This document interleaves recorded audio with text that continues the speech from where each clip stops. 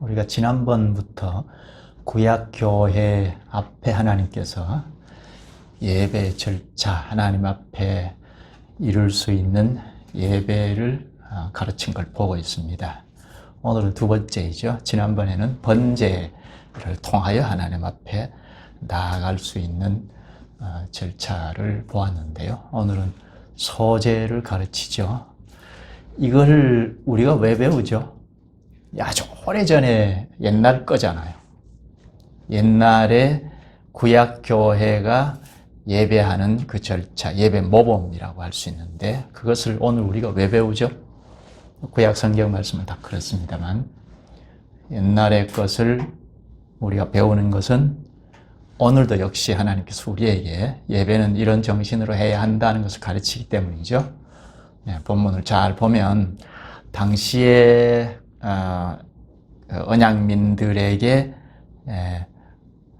나 앞에 하나님께서 나 앞에 올 때 이런 절차를 따라서 오라 하는 것을 가르치신 건데 그걸 오늘 우리가 배우는 것은 우리도 이런 절차를 따라서 가야겠다는 겁니다. 물론 우리가 그대로 따라하는 것, 이건 성경 말씀을 잘 못 본 거죠. 제사하자. 오늘은 곡식으로 제사하는 건데 곡식으로 제사를 드리자. 이렇게 하면 성경 말씀을 잘 못 들은 것이고 그 정신은 지금도 같은 거니까 그 정신을 따라서 예배를 잘 할 수 있기 위함이죠. 하나님의 말씀을 잘 깨달아서 늘 우리가 공식적으로 일주일에 한 번은 공적으로 하나님과 대면해서 절을 하면서 말씀으로 오시는 주님과 교제하는데 이게 합당하게 되려면 예배부터 잘 배워야 하죠. 오늘날에도 교회가 예배부터 잘 배워야 하죠.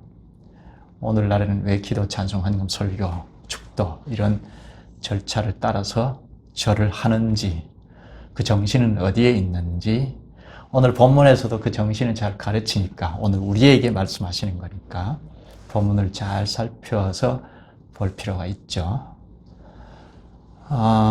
오늘은 소제를 이렇게 드리라 한 말씀인데요. 소제, 이건 한문에서 번역된 말이어서 말 자체도 쉬운 말은 아니죠. 소제, 힐소, 본디, 바탕, 소, 제사, 제자로 기본 바탕이 되는 제사 혹은 변변치 못하는 제사 혹은 기독교에서 이것은 곡식으로 드리는 제사 이렇게 사전적으로는 말할 수 있겠는데 그것으로는 좀 부족하고 소제를 원어로 보면 민하, 선물이란 뜻입니다. 선물, 이걸 좀 생각해야 하겠고 이 소제를 드릴 때 기름을 넣어라, 유향을 올려라, 그리고 누룩은 넣지 마라, 꿀은 넣지 마라. 이렇게 한 건 왜일까? 소제는 선물이라는 뜻이 있는데 왜 누룩과 꿀은 넣지 말라고 하시는가? 이 점을 생각하면서 특히 선물이라는 걸 생각하면서 말씀을 듣겠습니다. 소제, 단어상으로는 민하, 몇 가지 뜻이 있는데 가장 합당한 번역이라면 선물입니다. 하나님께 제사하면 하나님께서 받으시고 죄사함은 물론이요 하나님과 함께 하시는 하나님이 우리와 함께 하시지 않습니까? 합당한 제사를 드리면 하나님께서 그 제사를 받으시고 우리와 함께 하시는데 그 은혜에 감사해서 다시 돌려드리는 제사가 소제입니다. 감사제라 할 수 있습니다. 그래서 번제를 먼저 가르치고 소제를 가르쳤어요. 그러니까 번제를 합당하게 드리면 하나님께서 죄사함은 물론이고 너희와 함께 하겠다 하고 받으시지 않습니까? 함께 하겠다는 것은 하나님께서 여전히 그들과 함께 하시면서 보호하시고 지키시고 인도해 가시겠다는 언약민으로 여전히 이끌어 가시겠다는 것 아닙니까? 그 은혜에 감사해서 다시 돌려드리는 제사가 소제입니다. 소제는 이런 점에서 하나님께서 주신 바 은혜를 다시 돌려드리는 감사의 선물이라 할 수 있겠죠. 여기 단어상으로는 선물이라는 뜻이 있습니다. 그런데 이 소제는 독립적으로 드린 경우는 없고 다 다른 제사와 함께 드리는데 특히 번제와 함께 드립니다. 지난번에 우리가 번제를 배웠지 않습니까? 몽땅 다 태워서 하나님 앞에 드리는 헌신이 아주 강력하게 있지 않습니까? 그렇게 하나님 앞에 다 드리면, 합당하게 드리면 하나님께서 받으시고 죄사함은 물론이지만 하나님이 함께 하신다 하는 응답을 주시는데요. 그 은혜에 감사해서 다시 되돌려드리는 감사제가 소제이다 하는 겁니다. 이 소제는 곡식으로 드린다는 것, 이게 다른 제사와 좀 다릅니다. 다른 제사는 다 짐승을 제물로 해서 드리지 않습니까? 번제 같은 경우는 전부 몽땅 다 태워서 드리는데 소제는 곡식으로 드리는데 한 줌만 대표로 제단에 올려놓고 태웁니다. 그 나머지는 제사장이 먹습니다. 제사장이 먹는다는 것은 하나님께서 받으셨다 하는 확증이 되겠습니다. 그러니까 이 다른 제사와 같이 드립니다. 소제는 특히 번제와 소제는 같이 드립니다. 근데 한 가지 소제만 드리는 경우가 있습니다. 그것은 첫 열매로 드릴 때입니다. 곡식의 첫 열매로 하나님 앞에 드릴 때는 소제만 독립적으로 드립니다. 곡식을 드린다는 것이니까 지금 여기는 시내산 아래니까 광야이죠. 광야에서는 농사를 지은 경우가 없으니까 가나안 땅에 들어가서 농사를 지어서 첫 열매를 거두어서 드릴 때 소제만 드렸습니다. 그 한 구절을 보면요. 신명기 26장인데요. 9절 10절을 읽겠습니다. 여호와께서 이곳으로 인도하사 이 땅 곧 젖과 꿀이 흐르는 땅을 주셨나이다. 여호와여 이제 내가 주께서 내게 주신 토지 소산의 만물을 가져왔나이다. 첫 열매를 가지고 하나님 앞에 소제를 드릴 때 이렇게 고백합니다. 주께서 내게 주신 토지 소산의 만물을 가져왔나이다. 이렇게 고백합니다. 여호와께서 그동안 출애굽에서 이끌어내셨고 광야 생활을 무사히 거치고 그리고 가나안 땅에 도착해서 농사를 지었는데 소출을 나게 하셨다는 겁니다. 그래서 첫 열매를 가지고 와서 드린 것이 소제입니다. 이때는 소제만 드렸어요. 그 나머지는 다른 제사는 다 소제만 따로 드리는 경우가 없고 다른 제물과 함께 제사를 드렸습니다. 특히 번제와 함께 드렸다는 겁니다. 소제를 드리는 방식은 크게는 두 가지인데요. 하나는 익히지 않고 날 것으로 드린 경우, 그리고 하나는 익혀서 드린 경우, 이렇게 나눌 수 있는데요. 날 것으로 드린 경우는 1절에서 3절인데요. 한번 볼까요? 본문 1절. 누구든지 소제의 예물을 여호와께 드리려거든 고운 가루로 예물을 삼아 그 위에 기름을 붓고 또 그 위에 유향을 놓아 고운 가루로 예물을 삼아. 이건 주로 이제 밀인데요. 밀가루인데 보리가루일 수도 있고 주로 밀가루로 예물을 삼아. 예물, 제물이죠. 제물로 삼아. 그 위에 기름을 붓고 또 그 위에 유향을 놓아. 고운 가루, 밀가루에 기름을 붓고 그 위에 유향을 올려서 하나님 앞에 나아가는데 제사장에게 가죠.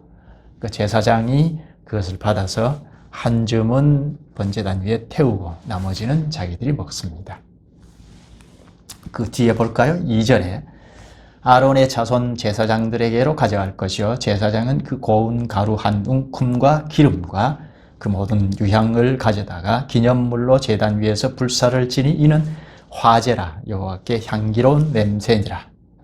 제사장이 한 줌만 취하여 번제단 위에서 사르고 나머지는 제사장들이 먹습니다. 이게 날것으로 드리는 방식입니다. 밀가루에 기름을 부어서 유향을 올려서 하나님 앞에 드리는 겁니다. 제사장에게 가져가는 건데요. 제사장은 한 줌은 태우고 나머지는 자기들이 먹습니다. 유향을 올린다. 유향은 유향나무라는 것이 있는가 본데요. 거기 수액을 말려서 꼭 방부제 같은 건데 그걸 올려서 같이 태웁니다. 또 하나는 익혀서 드리는 방법인데요. 4절에서 10절까지 세 가지 익혀서 드리는 걸 소개를 합니다. 4절은 화덕에 구워서 드리는 경우, 요거는 화덕에 굽는다. 요거는 떡이나 전병 같은 것이 있습니다. 그리고 5절, 6절은 철판에 붙여서 드리는 경우인데, 요거는 튀긴 거니까 그렇게 생각할 수 있겠고, 7절은 냄비에 넣고 밀가루와 기름을 섞어서 굽거나 삶는습니다. 그걸 제사장에게 갖다 주는데 여호와께 가져가는 것이겠죠. 제사장 앞에 가져가면 한 줌은 번제단 위에 태우고 나머지는 제사장들이 먹습니다. 먹을 때 성막들에서 먹거든요. 그러니까 백성들이 다 봅니다. 이건 뭘까요? 예배를 하는데 예배의 요소를 다시 돌려서 제사장들이 먹습니다. 이건 우리의 예배를 받으셨다 하는 것 눈으로 보고 확증할 수 있도록 하신 것입니다. 그러니까 당시 방식이죠. 하나님 앞에 부복해서 예배하면 하나님께서 받으셨다 하는 확증을 제사장들이 백성들 앞에서 떡을 먹는 소제를 먹는 것을 보고 집으로 돌아갔습니다. 하나님 우리와 함께 하시다 하고 삶의 현실로 돌아간 겁니다. 여기 모든 소제물에는 기름이 다 들어가요. 기름이 무엇일까? 이 기름 하면 우리 얼른 생각나는 거 있죠? 구약에서 기름 하면 무엇이죠? 대표로 말할 수 있는 게 성령 하나님이죠. 하나님의 신, 성령 하나님이시죠. 구약에는 성령께서 전면에서 일하시는 게 드러나지 않으니까 신약에 와서 공식적으로 사도행전 2장에서 성령이 강림하셔서 전면에서 사역하시게 되잖아요. 근데 구약에는 좀 이렇게 덮어져 있는 성령이신데, 그래서 당신은 기름을 부어서 직임자를 세우고 하잖아요. 직분자를 세우실 때 본래 성령 하나님께서 직분자를 임명하고 세우시고 하시잖아요. 근데 당신은 기름을 부어서 하신 거죠. 눈으로 보고 하나님이 임명하여 세우신다 하는 것을 알도록 하신 거죠. 그런 점에서 기름은 성령 하나님을 가리키는데 또 하나는 기쁨을 상징하기도 합니다.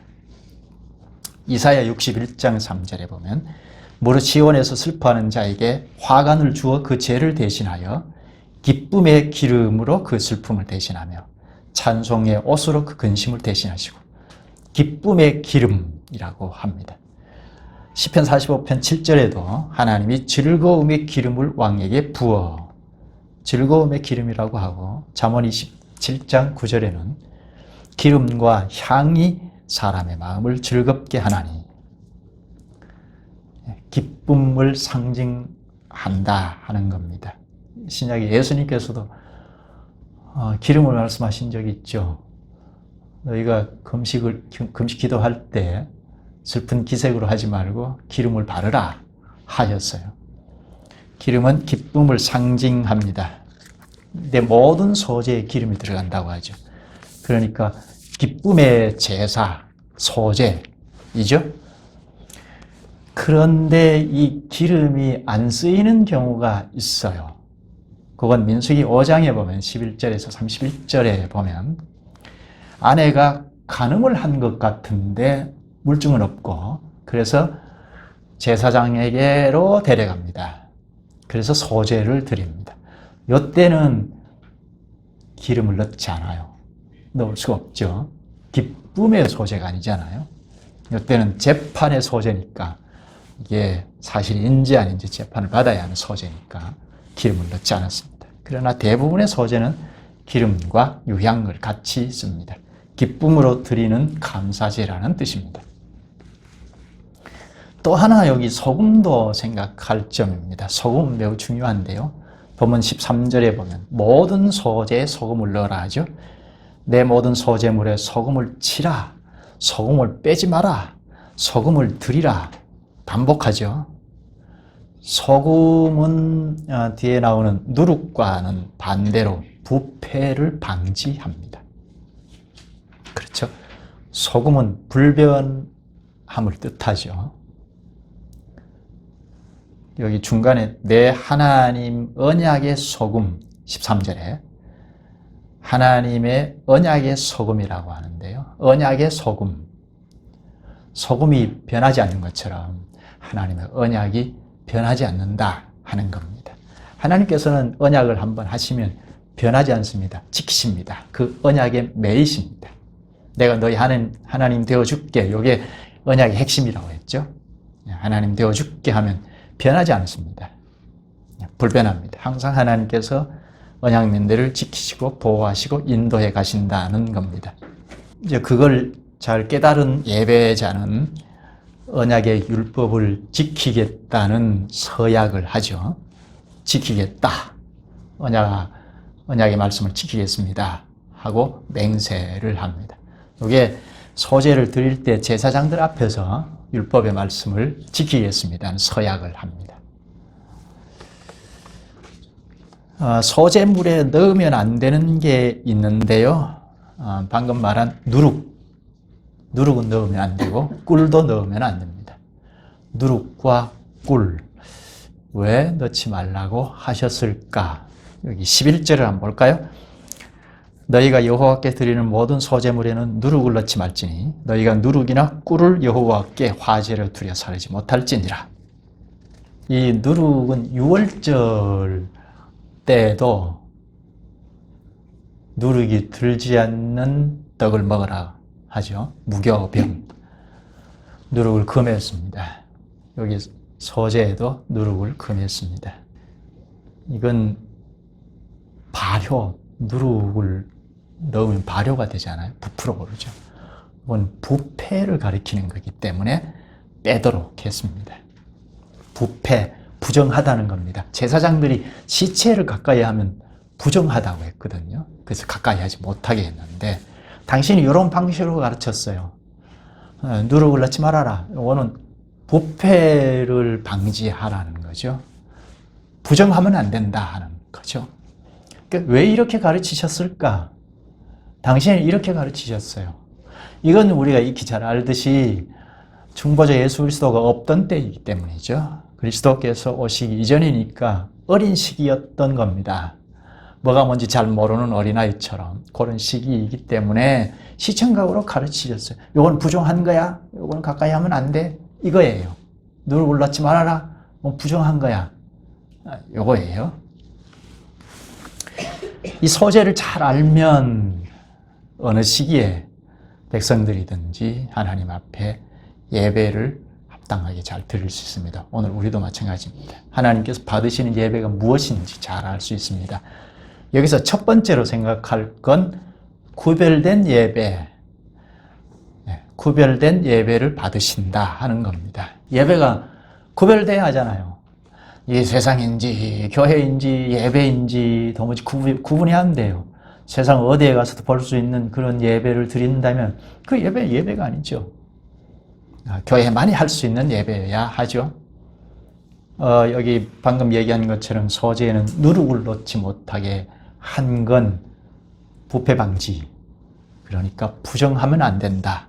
구별되어야 하겠다는 거죠. 소재의 주 재료가 밀가루입니다. 고운 가루인데 이게 재물이죠. 번제 같으면 짐승이 재물인 것처럼 요거는 곡식, 밀가루가 재물인데요. 요 재물은 재물을 드리는 예배자와 동일한 거죠. 번제를 드릴 때 재물에 지그시 누르고 안수한다고 했는데 이 소재 곡식도 여기 예배자이죠. 그렇죠? 요 밀가루가 부패가 된다, 부정하다. 그러면 예배자가 부정하다는 거죠. 일치되어 있으니까 재물과 재물을 바치는 예배자가 하나, 일치하니까, 동일하니까 재물이 부패한다, 부정하다는 건 제사를 하는 예배자가 부정하다는 거죠. 세상 사람인지 아닌지 구분이 안 된다는 겁니다. 그래서 누룩을 쓰지 말라고 했거든요. 세상 사람들은 나 쓰더라도 너희들은 구별되어라 이렇게 가르쳤는데요. 그러니까 이건 오늘날 예배자도 역시 세상 사람들과 구별되어야 하겠다. 이게 부정하다, 죄가 있어서는 안 되겠다는 거죠. 세상 사람들처럼 죄를 먹고 마시고 이렇게 생활하면서 예배한다? 이건 안 되겠다는 겁니다. 이런 예배는 받을 수가 없다는 거죠. 여기 꿀도 금하셨는데요. 역시 발효식품이기 때문이 아닐까. 그래서 강조점을 강조한 것이 아닐까 싶어요. 누룩, 꿀 넣지 말아라 하신 것이 아닐까. 이건 오늘날 예배 정신에서도 고스란히 드러나죠. 시기, 질투, 다툼, 전쟁 이런 걸 가지고 있으면서 예배한다. 이건 뭐 종교 행위에 불과하지 않아요. 그런 예배는 하나님께서 받으시기 어렵다는 것을 가르칩니다. 첫째는 세상과 구별되어야 하겠다는 것, 구별된 예배를 받으신다 하는 것. 또 하나는 하나님과 맺은 언약에 충실한 예배여야 하겠다는 겁니다. 언약에 충실하다. 이것은 하나님은 한번 언약하시면 변하지 않으시는데 우리는 변할 가능성이 있잖아요. 그런데 언약을 맺으시면서 주신 말씀, 언약에는 항상 언약의 내용인 말씀 있죠. 말씀을 충실하게 이행해 나가는 터 위에서 예배한다 하는 겁니다. 본문 13절에 보면 하나님의 언약의 소금이라고 합니다. 앞에서 말한 것처럼 소금은 불변하죠. 언약의 소금이니까 하나님의 언약도 변하지 않는다는 겁니다. 민수기 18장 19절에 보면 하나님께 올려드리는 모든 예물이, 제물이 영원한 소금 언약이라고 합니다. 영원한 소금 언약. 소금처럼 언약이 영원하다 하는 겁니다. 소금은 영원히 불변하다. 언약이, 소금 언약 할 때는 언약이 영원히 변하지 않는다 하는 겁니다. 그렇죠. 하나님은 신실하셔서 언약을 다 지키십니다. 한번 언약하시면 절대 버리지 않으십니다. 물론 우리는 변질되기가 쉽죠. 우리는 연약해서 변질되기가 쉽기 때문에 여기 소재의 실체이신 그리스도께서 오셔서 우리를 연합시키셨죠. 연합시키셔서 십자가에 죽으시고 부활하셨습니다. 여기 로마서 6장 3절에서 5절에 잘 말씀하고 있죠. 그리스도와 합하여 세례를 받은 줄 알지 못하느냐? 그리스도와 함께 죽고 장사 지낸 바 되었다가 부활에도 연합하였다. 그렇게 가르치죠. 그러니까 우리는 자꾸 변질되기가 쉬우니까 아예 그리스도와 묶어 주었어요. 그리스도와 연합시키셔서 부활에도 연합시키셔서 새 생명체로 부활의 생명이니까 부활의 생명이니까 우리가 새 생명으로 연결시켜 주셨어요. 그래서 이 새 생명의 양식이 공급이 되면 새 생명을 발휘할 수 있도록 하신 거죠. 여기에 예배 때마다 생명의 양식을 공급해 주는 설교이죠. 설교가 매우 중요하죠. 그러니까 설교를 하는 자나 받는 자나 이 설교가 매우 중요하다 하는 겁니다. 요 양식을 공급을 받아서 삶의 현실로 돌아가서 언약의 내용이죠. 언약의 내용을 지키고 살 수 있도록 하셨습니다. 실패하면 또 불러 모으셔서 하나님 앞에 예배할 때 하나님이 응답의 식물로 양식을 공급해 주시고, 그래서 새로이 힘을 얻어서 삶의 현실로 돌아가서 새 생명을 발휘하면서 살아갈 수 있고, 이 생활이 반복이 됩니다. 하나님은 언약에 매이셔서 끝까지 언약을 지키시고 우리를 보호하시고 인도해 나가시는데, 우리는 연약하기 때문에 여기 소금 언약인 것처럼 소재가 우리를 불러 모으셔서 늘 언약을 갱신해 나가시면서 언약의 말씀을 공급해 주시는 것입니다. 그 다음 자신 전부를 드리는 헌신을 받으시고 기뻐하십니다. 소재의 중요한 점은 한 줌을 번제물에 태우잖아요. 그리고 나머지는 제사장이 먹죠. 이거는 한 줌이 다 탈 때 예배자가 다 타서 하나님 앞에 바쳤다는 거죠. 전적인 헌신이죠. 이거는 번제와 같은 거죠.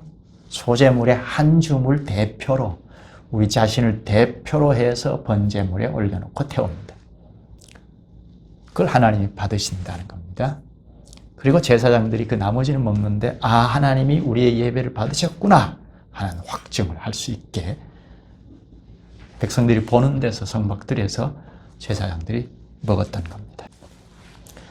이 소제물, 제물은 다 예배자를 대표하는 거니까 소제물도 마찬가지로 예배자를 대표하죠.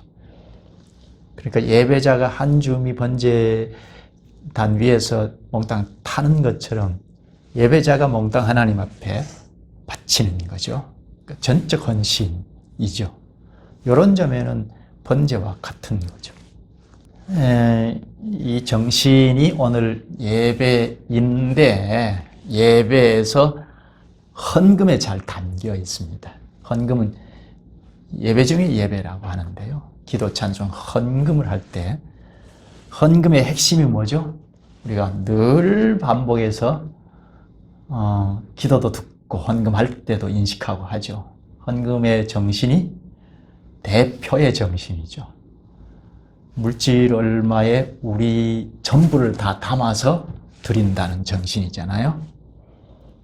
형편이나 신앙의 수준 따라서 드리는 건데 11조만 드리는 것이 아니고 10의 3조, 4조 해야 할 사람이 있고, 또 형편이 어려우면 20의 1조로 한 사람도 있고 하죠. 이건 우리 전부를 대표해서 드리는, 그게 이제 헌금의 정신이죠. 대표의 정신입니다. 이건 소재에서 비춰보면 우리 걸 대표로 해서 드리는 게 아니고 하나님께서 우리에게 다 주신 것, 하나님의 것인데, 내 목숨까지도 하나님 것인데 다시 하나님께 되돌려 드리는 감사제, 헌금이 하나님께서 주신 걸 다시 되돌려 드리는 감사제, 이게 소재의 정신에 잘 나타나죠.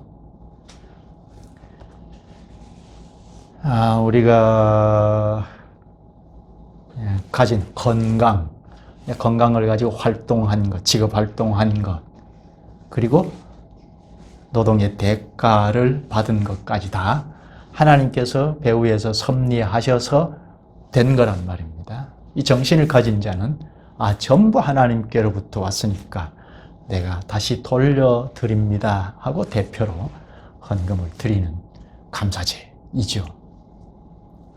내가 노력하여 내 힘으로 얻은 결과물이다 하고 생각하는 사람과는 전혀 다르죠. 물질관이 다르죠. 여기 기독교 물질관이 일반 사람들과는 전혀 다른 점이 이 점이죠. 내가 노력하고 내가 힘쓴 결과물이라고 생각하는 사람은 물질을 어떻게 생각합니까? 물질을 지출할 때 다 자기 중심으로 지출을 하죠. 좋다, 아름답다, 선이다 하는 것까지 자기 중심으로 자기 명예가 드러나는 것, 자기 체면이 드러나는 데 따라서 지출도 하고 이것저것 하죠. 그래서 불신자는 돈을 써도 항상 자기 중심으로 씁니다. 그런 일생을 살다가 마감을 하죠. 그러나 참신자는 주께로부터 왔다는, 주께서 주셨다는 것을 잘 압니다. 주께서 은혜를 베푸셔서 가진 것이기 때문에 이건 내 것이 아니고 주님의 것이다. 내가 관리하고 있는 정직일 뿐이라는 겁니다. 내 목숨까지라도 주님의 것이라는 겁니다. 이 정신을 가지고 우리 예배에 임하죠. 그래서 헌금에 내 모든 것이 여기 담겨 있습니다 하고 대표로 드리는 겁니다. 그러니까 하나님은 단지 물질을 받는 것이 아니고 우리 전체를 다 받으시는 거죠. 우리를 받으시는 거죠. 우리를 받으셨다 하는 걸 어떻게 알죠? 어떻게 알죠? 소재 같으면 제사장들이 먹는 걸 보고 우리 예배를 받으셨다 하는 확증을 하는데, 오늘 예배에서는 예배 중에 예배인 헌금을 주님 앞에 드리면, 우리 전체를 다 드리면 하나님이 받으셨다 하는 응답의 식물로, 응답의 양식으로 되돌려 주시는 소재물 같은 게 바로 설교이죠.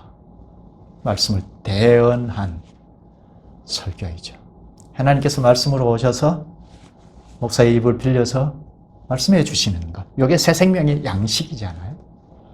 이 양식을 듣고 깨닫고 할 때 하나님 우리의 예배를 받으셨다 하는 확증을 가지고 삶의 현실로 돌아가는 겁니다. 그러니까 설교가 매우 중요하죠.